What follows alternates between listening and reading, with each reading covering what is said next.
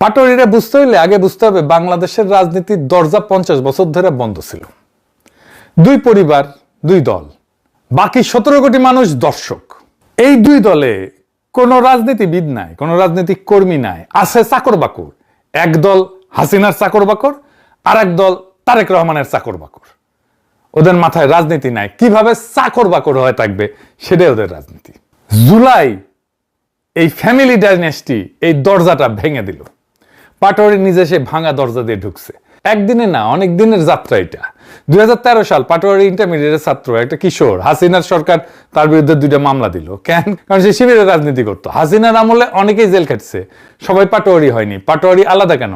কারণ পাটোয়ারি একটা মানসিক ফাঁদ, একটা মেন্টাল ট্র্যাপ, এটা পেরায় গেছে। পাটোয়ারি নিজে তার ধর্মীয় পরিচয় লুকায়, বাঙ্গু সুশীল সাজে নাই, সে নিজের শেকড় ভোলে নাই, দর্দণ্ড প্রতাপ মাফিয়া নেতার সামনে সত্য উচ্চারণ করতে ডরায় নাই। এটা অনেক বড় সাহস। জুলাই বিপ্লবের আগে শহীদ ওসমান হাদিকে কয়জন চিনত? খুব বেশি মানুষ চিনত না, আমি নিজেই চিনতাম না। পাটোয়ারিকে কয়জন চিনত? কেউই না। কিন্তু এই অজানা তরুণেরা ইতিহাস বদলাই দিল।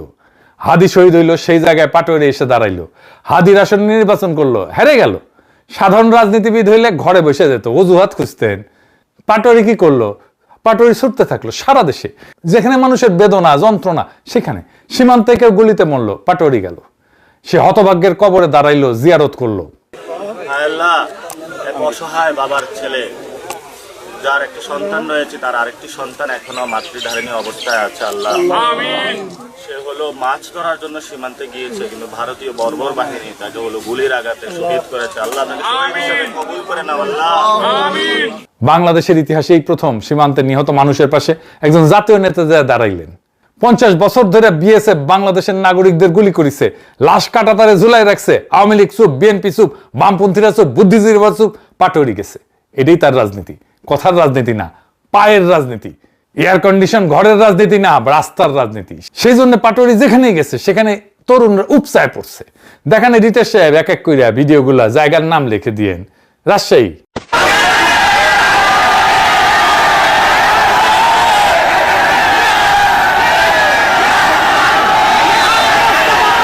সিলেট, দেখেন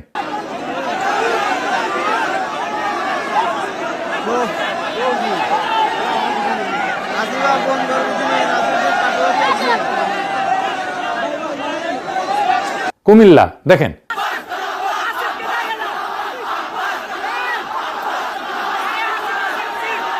চট্টগ্রাম,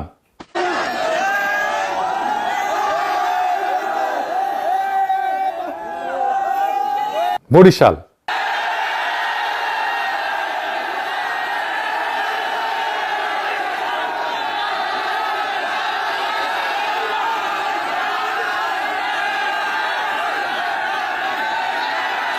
লালমনিরহাট,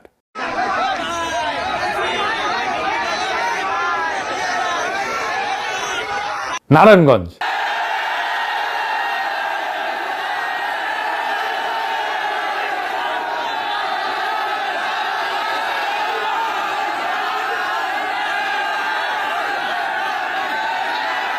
কক্সবাজার, দেখেন চাঁদপুর, দেখেন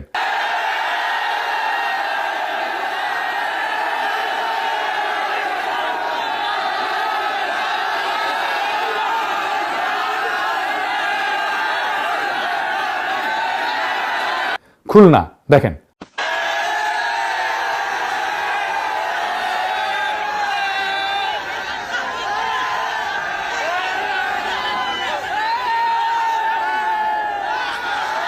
উত্তরা, দেখেন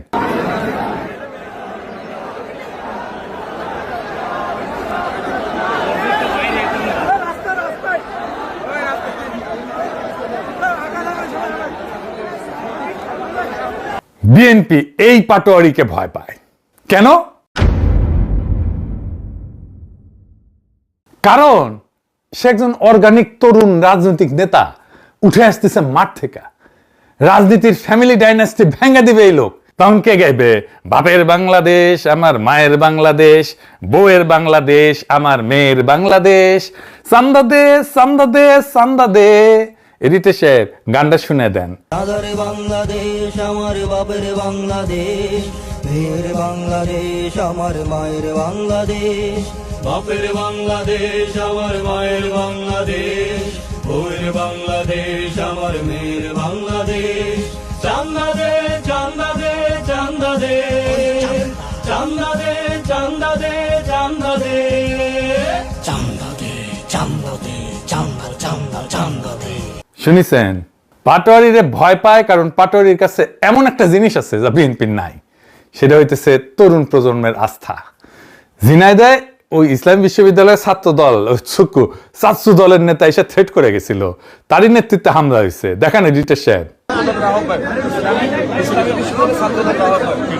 আপনার প্রতি একটা অনুরোধ থাকবে, মানুষের ইজ্জত সম্মান প্রত্যেকেরই আছে, আমাদের যে যে দলেরই হয় না কেন, এটা আপনার প্রতি অনুরোধ থাকবে, মানুষের ইজ্জত সম্মান নষ্ট করবে। দেখেছেন ছাত্র দলের নেতা, ওরে টাইম মতো বিয়া দিলে পাটোয়ারির মতো পড়ে থাকলে হইনি একটা। বিএনপির রাজনীতি, জিয়াউর রহমানের স্মৃতি, খালেদা জিয়ার ত্যাগ, তারেক রহমানের প্রবাস, 81 থেকে 2007 পর্যন্ত তার গল্প, আজকের যে ছেলেটার বয়স 25 বছর, সে গল্পগুলোতে তো নিজেকে খুঁজে পায় না।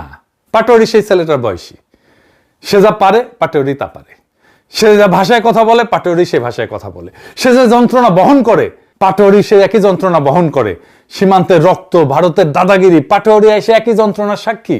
বিএনপির হিসাব তো ছিল সহজ, আওয়ামী লীগ পলে গেছে, ক্ষমতা ফাঁকা, রাস্তা ফাঁকা, জনগণ ক্লান্ত, বিএনপি এসে দাঁড়াবে, জনগণ ভোট দেবে, স্বয়ংক্রিয় উত্তরাধিকার। পাটোয়ারিরা হিসাব ভেঙে দিতে চায়। বিএনপি বুঝতে পারতেছে না, পাটোয়ারিকে যত আঘাত করিচ্ছে পাটোয়ারি ততই বড় হচ্ছে। কেন? কারণ প্রত্যেকটা আঘাত পাটোয়ারির সত্যতা প্রমাণ করতেছে যে পাটোয়ারি যে কাজ করতে চাচ্ছে সেটা সত্য। একজন তরুণ নেতা প্রতিষ্ঠিত দলের কাছে একটা ভয়ের বস্তু না হইলে তাকে এত আঘাত করা হয় না। তো আঘাতই তাকে অথেন্টিক বানিয়ে দিচ্ছে, মানুষ তাকে গ্রহণ করতেছে। কেন? এদেশের মানুষের চাওয়া খুব সীমিত। মানুষ চায় কেউ তার কথা বলুক, কেউ তার ব্যথার পাশে দাঁড়াক, কেউ তার যন্ত্রণা বুঝুক, কেউ তার অস্তিত্বকে স্বীকার করুক। বাংলাদেশের সাধারণ মানুষ 50 বছর ধরে অদৃশ্য। গার্মেন্টস কর্মী, রিক্সা চালক, মাদ্রাসা ছাত্র, সীমান্তের কৃষক, প্রবাসী শ্রমিক, জাতীয় আলোচনা এরা নাই, সংসদে এদের কণ্ঠও নাই। পাটোয়ারি এদের দেখছে, মানুষের চাওয়া এতটুকুই যে আমাকে একটু দেখো, আমার যন্ত্রণা পাশে এসে দাঁড়াও। বাকিটা পরের কথা। পাটোয়ারি কোনো ব্যক্তি না, পাটোয়ারি একজন ফেনোমেনন। এই ফেনোমেননের অর্থ বাংলাদেশের সাধারণ মানুষ আর প্রতিনিধিত্বহীন থাকতে চায় না, কণ্ঠস্বর চায়। পাটোয়ারি তাদের কণ্ঠস্বর হয়ে উঠছে। পাটোয়ারি এমপি হবে কিনা জানি না, ক্ষমতায় যাবে কিনা জানি না, সেটা আলাদা প্রশ্ন, কিন্তু এই ফেনোমেনন হিসেবে পাটোয়ারি টিকবে, পাটোয়ারিরা টিকবে। কারণ এই ফেনোমেননের জন্ম পাটোয়ারিতে না, এর জন্ম জুলাইয়ে, যখন বাংলাদেশের সাধারণ মানুষ 55 বছর পরে ক্লেম করলো তার সার্বভৌমত্ব, বলল লাখো মানুষের রক্তে কেনা দেশটা কারো বাপের না।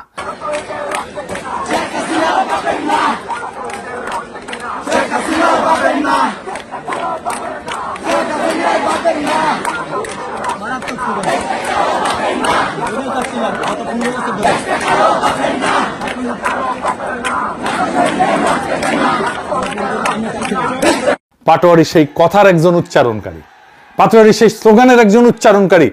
আগামীতে পাটোয়ারির দেখানো পথে আরো তরুণরা আসবে, ভেঙে দেওয়া দরজা দিয়ে আরো তরুণ ঢুকবে বাংলাদেশের রাজনীতিতে। এটাই নতুন বাংলাদেশ।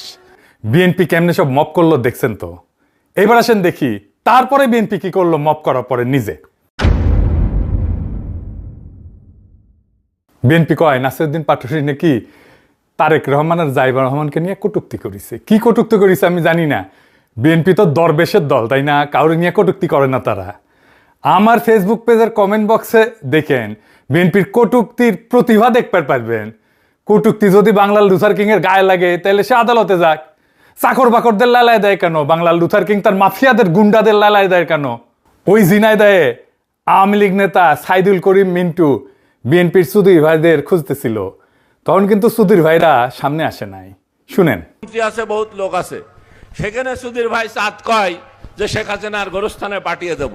তো এই বিএনপির ঝিনেদার কোনো বিএনপির সুধীর ভাই পালাম না যে সেটা বাড়ি আমরা তক্তা করে দিতাম যদি বিএনপির সাহস দেখাতে না।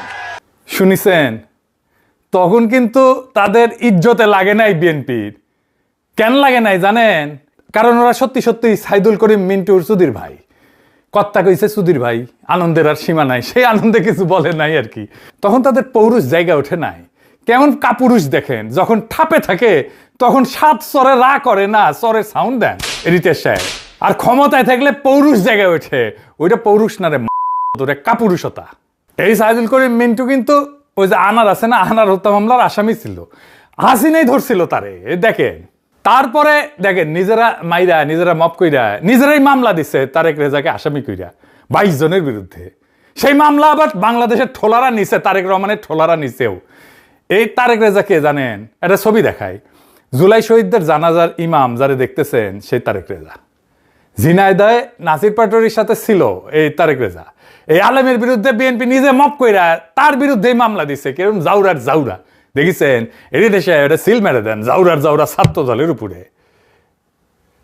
জুলাই যোদ্ধা ওয়ান রহমান খানকে ডিবি পরিচয় তুলে নেওয়া হয়েছে গতকালকে। আহত হয়েছিল সে, ওখানে ছিল ঝিনাইদহে, তারে তুলে নিয়ে গেছে।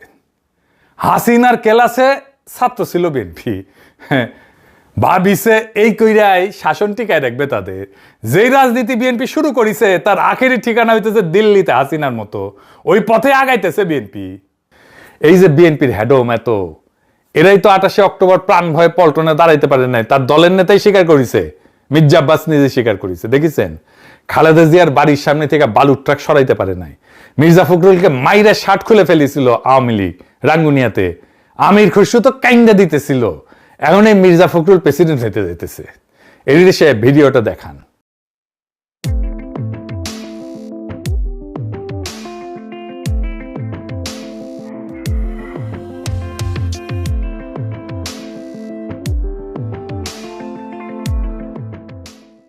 দেখিছেন বিএনপি বুঝতেই পারতেছে না ক্ষমতা চিরস্থায়ী না।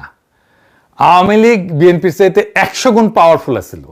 মাস্তানিতে ওরা মাস্টার আওয়ামী লীগ।